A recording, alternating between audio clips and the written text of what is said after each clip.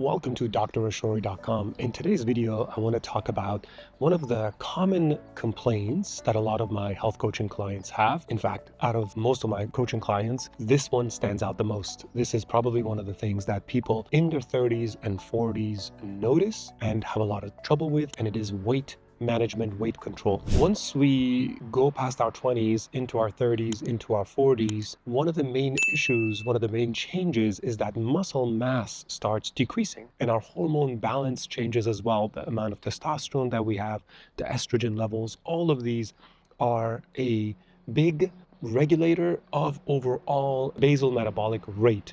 Now, there are some data to show that basal metabolic rate doesn't really change that much, but if we look at people who fast, who try to calorie restrict, actually their basal metabolic rate does drop. So it's conceivable to think that hormones, muscle mass, all of these are going to have a big impact on our weight. One of the things that tends to stay consistent is our dietary habits don't change much from our 20s into our 30s into our 40s.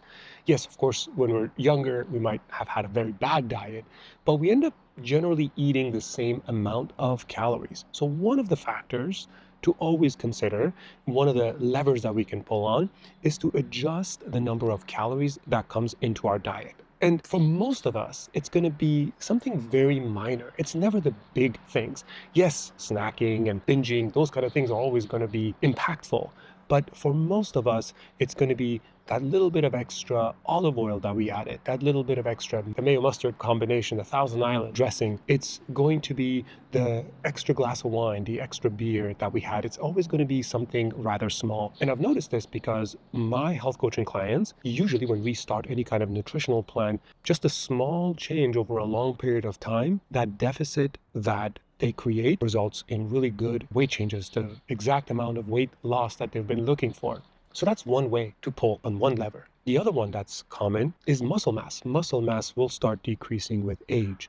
And it's not just muscle mass, it's not just muscle volume, but it's also the effectiveness of the muscle in pulling in the extra glucose, in helping us balance out fat storage and glycogen storage. The most impactful thing here is regular movement. And of course, walking is good, but oftentimes you need to do it pretty consistently for a long time for it to have any impactful effect on your overall weight. So it's better to introduce some targeted activities and movements, whether it's a little bit of yoga, Pilates, active stretching, resistance training with bands, or even calisthenics. I know there's a lot of fitness influencers out there who say that you need an extensive weightlifting routine, but fortunately I do have quite a lot of healthy individuals on my panel who haven't done all that much, maybe the occasional high, maybe some calisthenics here and there, and they've achieved wonderful weight and overall health. The last thing I have here is stress. So stress affects many hormones in our body, specifically cortisol and its interplay with insulin and of course glucose balance. And there is some good data to show from other specialties in medicine like functional medicine and integrative medicine who believe that excess amount of stress as we get older plays a big role in how we hold on to weight and even how weight distributes, to the point that if we take people who fast under duress or people who undergo extreme amount of stress, they actually will start moving weight around, usually fat, in different parts of the body, often centrally, for a lot of us, kind of visceral fat. So stress management is another big one. So what are the actionables, right? Talked about a lot of stuff. We know by 30 and 40, we're gonna have a little bit of a harder time with weight management. The number one way to get some control over it is to look at your nutrition. Are the things that you're eating adequate? When you snack, are you snacking on things that are more calorie dense, or can you find things that are more nutrient dense? That's one.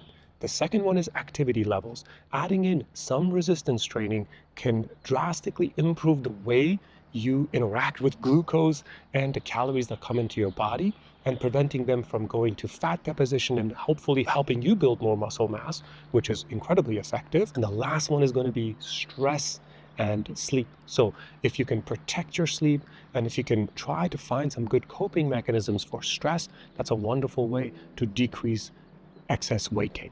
Go to drashori.com for more information and subscribe to my newsletter. Take care, guys. If you're looking for personalized guidance to improve your health, I'm Dr. Ashori.